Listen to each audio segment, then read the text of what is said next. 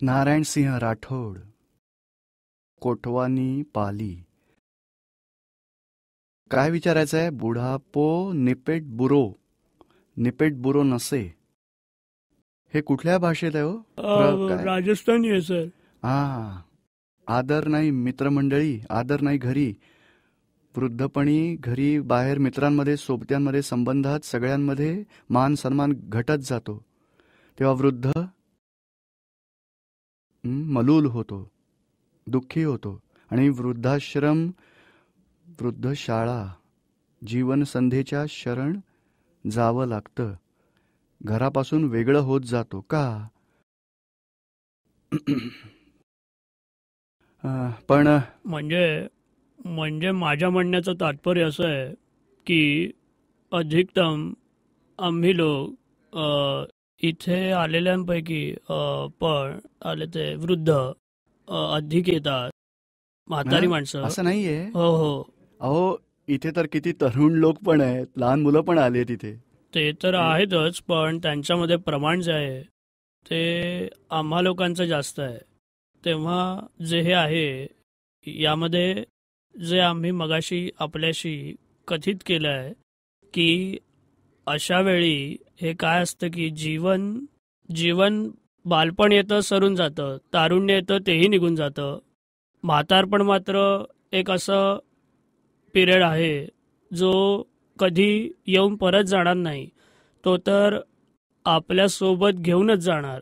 तेव्हा ह्या मनुष्याचा सर्वात कठीण असा तर त्यामध्ये सगळ्या तऱ्हेचा अंगिक व्याधी पण होत असतात, आजार पण येत असतं, हर तऱ्हेने लोक पण ग्रासले. तेव्हा जसं की आधीच आम्ही जे सांगितलं की बुढापो ते जे आहे ते मनुष्यासाठी वाईट आहे, मनुष्यासाठी अतिशय वाईट आहे. ते पशु योनीत पण असतं, तसं वनस्पतीमध्ये पण असतं, आणि कित्येक योनीमध्ये, त्या सर्वच योनींमध्ये वृद्धत्व अतिशय बिकट वाईट असतं. बरं, या मनुष्यांमधलं, कारण मानवाला हे अनुभव करण्याची, आणि तसंही वृद्धत्व जेव्हा येतं तेव्हा तोंड भरून आवसून येतं, कारण त्याने शासन चालवलेलं असतं, काही ना काही सांगतच असतो. जेव्हा त्याचं म्हणणं मानलं जात नाही तेव्हा त्याला थोडंसं होतच राहतं. आम्ही इथे येऊन जेव्हा आमचं थोडंसं आपले अनुभव करू लागतो की आपल्याला इथे तरी थोडी शांती लाभेल, आम्ही या शांतीच्या शोधातच फिरत असतो. म्हणजे शांती करता जवळजवळ 1 महिन्यापासून मी तुमच्याशी कॉन्टॅक्ट मध्ये आहे,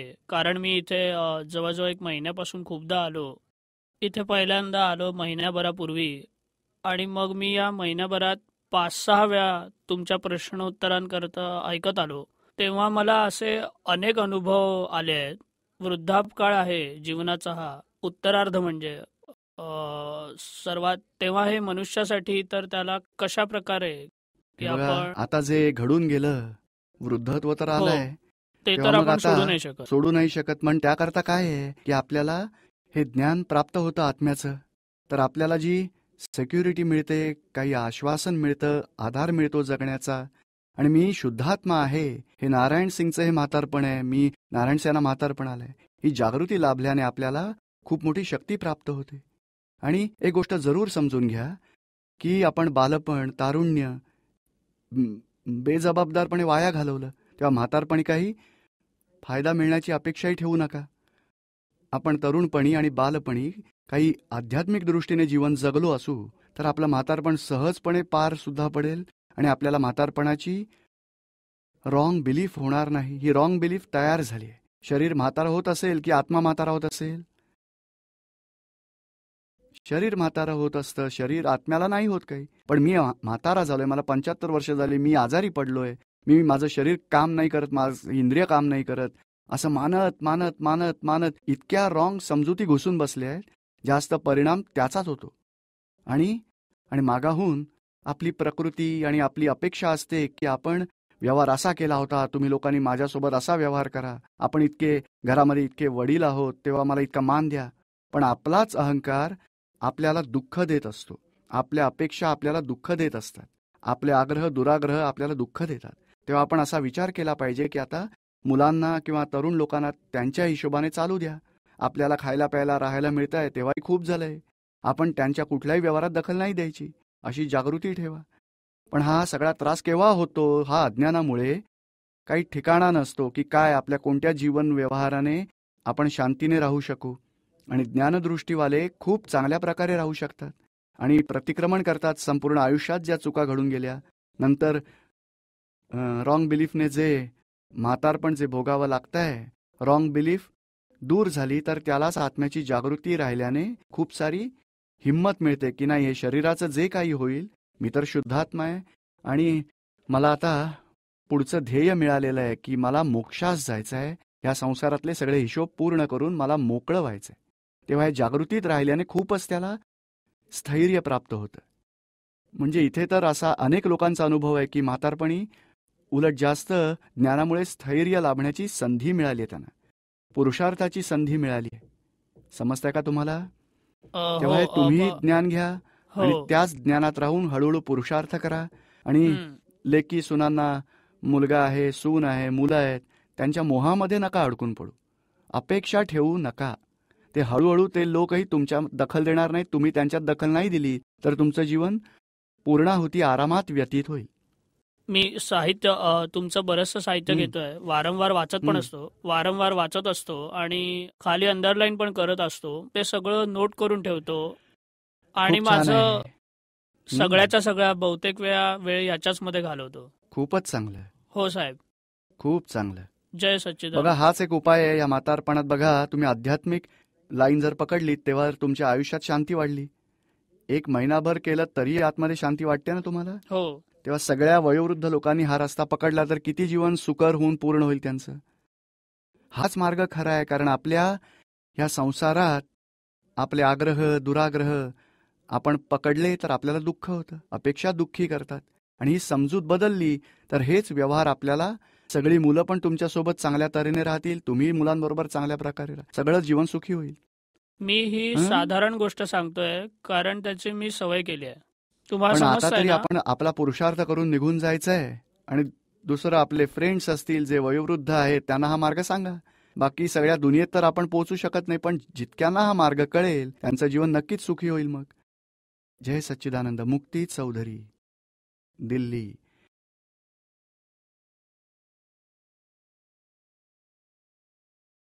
इंद्रिय सुख, निरिंद्रिय सुख आणि अतिंद्रिय सुख यामध्ये काय फरक आहे? इंद्रिय सुख तर हे 5 इंद्रियांचं सुख जे मानतात ना, खाणं पिणं मजा झाली, ते इंद्रिय सुख म्हटलं जातं. आणि निरिंद्रिय सुख, अहंकारी सुख, जे कुणी त्याग करतात. बघा, हे हिमालयात जातात ना त्यागी लोक, आम्हाला काही नको, आम्ही असे आहोत, आम्ही असं करू तसं करू, बस आम्हीच्या मस्तीमध्ये राहतात. निरिंद्रिय सुख ते आहे. आणि अतिंद्रिय सुख ज्ञानी जनांना होतं. जसं की मी शुद्धात्मा आहे आणि देहाला आधी व्याधी उपाधीपैकी काही झालं तरी स्वतः समाधीस्थ राहतात, ते निरिंद्रिय सुख आहे. अतिंद्रिय सुख आहे, निरिंद्रिय नाही, अतिंद्रिय. समजतंय का आता? नाही, मी आपतवाणीमध्ये वाचलं होतं की 3 मित्र असतात, एका जंगलातून जात असतात, तिथे हिमवर्षाव होतो तेव्हा इंद्रिय सुखवाला म्हणतो हाय रे थंडी, हाय रे थंडी असं बोलत राहतो आणि सकाळपर्यंत त्याची डेथ होते. आणि निरिंद्रिय सुखवाला म्हणतो थंडी तर मला नाही लागत आहे, या बॉडीला वाजतीये. तर असा त्यानं अहंकार केला, मरत तर नाही पण बेशुद्ध होतो सकाळपर्यंत. आणि अतिंद्रिय सुखवाला ज्ञानाच्या गुहेत निघून जातो. तेव्हा मला हे समजत नाहीये की अतिंद्रिय सुखवाला पण तर हेच बोलेल ना की मला नाही होते, मला थंडी नाही वाजतीये, शरीराला वाजतीये. आणि निरिंद्रिय सुखवाल्याने पण हेच सांगितलं होतं की मला थंडी नाही वाजत, शरीराला वाजतीये. तेव्हा डिफरन्स नाही कळत मला. हो, डिफरन्स हाच आहे की मला माहित नाही, मी कोण आहे त्याला माहितच नाहीये. निरिंद्रिय सुखवाल्या असं समजलं, आता समजलं. आपल्याला तर माहिती आहे की मी शुद्धात्मा आहे, बॉडीला होत आणि हे मुक्तीला होत आहे. ऍक्च्युली बॉडी मध्ये असा अहंकार आहे आणि तिसरा शुद्धात्मा आहे. ते बघा, शुद्धात्म्यामध्ये तर आलाच नाहीये, अहंकारातच बसलाय. आपण या शरीराचे इफेक्ट अहंकाराला, मुक्तीच्या अहंकाराला इतके होत आहेत, ते पण आपण जाणून घेऊ आणि आपलं स्वतःचं स्वरूपही जाणून घेऊ. ओ, मी तर याचा प्रकाशक आहे, ज्ञाताद्रष्टा आहे. तेव्हा ते आपल्याला टच नाही होणार. अच्छा दीपक भाई, आणखी एक गोष्ट, या ज्ञानामध्ये आल्यानंतर आता ना मला इथे कोणी शत्रू दिसत नाही किंवा कोणी मित्रही दिसत नाही, पण समोरच्यातला शुद्धात्मा पाहण्यासाठी थोडा फोर्स लावावा लागतो. तर मग लावा ना, काय हरकत आहे, दुसरं कामच काय तुम्हाला? ज्ञाताद्रष्टा आणि जागृतीत काय फरक आहे? जागृती कमी जास्त होत जाईल आणि त्याचं फळ हे नंतर ज्ञाताद्रष्टा येतं. ते हळूहळू अनुभवाचे अंश वाढून नंतर ज्ञाताद्रष्टाचं पद राहील. बरं, जागृती पूर्वीची स्टेज आहे. पूर्वीची स्टेज आहे. हे बघा, जे अनुभव लक्ष म्हणजे पहिली प्रचिती, तर ज्ञानात प्रचिती येत जाते ज्ञानविधीत, नंतर जागृती राहते, नंतर जागृतीच्या पुढे अनुभवाची कक्षा आहे आणि अनुभवाच्याही वर अनुभवात शुद्ध उपयोगवाला असतो. ह्या जागृतीत तप असतं. कुठे 5 आज्ञा पालन केल्या जातात, कधी नाही पण होत, आपल्याला तप येतं. आणि शुद्ध उपयोगाच्या पुढची स्टेज आणि त्याच्याही पुढील स्टेज ज्ञाताद्रष्टा आहे. रेग्युलेटर ऑफ द वर्ल्ड हे जरा सविस्तर समजवावं. ते व्यवस्थित शक्तीसाठी हा दुसरा अदर वर्ड आहे. व्यवस्थित शक्ती साऱ्या जीवमात्रांचं जीवन चालवणारी व्यवस्थित शक्ती आहे. तेव्हा व्यवस्थित शक्ती त्याला जनरली बोललं गेलंय की रेग्युलेटर ऑफ द वर्ल्ड. तेव्हा निरंतर रेग्युलेशनमध्ये वर्ल्डला ठेवतं असं सांगू पहा. म्हणजे जे होतंय ते मान्य करत जायचं. हां, ते मानत नाही, झालं ते करेक्ट, कायमस्वरूपी करेक्टच आहे. Result of scientific circumstantial evidence is always correct, always in principle note. हा अन्याय होत नाहीये या जगतामध्ये. Regulator of the world and regulation मध्येच राखतं. त्यात कोणती कमतरता काढायची गरज नाही, अन्याय मानण्याची गरज नाही, दोषी पाहण्याची गरज नाही. पण जे कधी काही चुकीचं होत असतं तेव्हा मग वाटतं की हे ठीक नाही झालंय. हो, पण ते कोण सांगत असतं तुम्हाला? बुद्धी सांगत असते. तेव्हा मग बघायचं की मुक्तीची बुद्धी सांगते की हे चुकीचं होत आहे. तुम्ही म्हणा की हे चुकीचं आणि चांगलं रिलेटिव्ह करेक्ट आहे आणि तत्वांमध्ये काही फरक नाही. शुद्धात्मा शुद्धच आहे, त्याचं काही बिघडलेलंही नाही, ते सुधारलंही नाही, ते शुद्ध वेगळं आहे. ते प्रकृतीत जे चूक चांगलं दिसतं तो भरलेला मळ आहे बुद्धीचा. असं ठीक. जय सच्चिदानंद.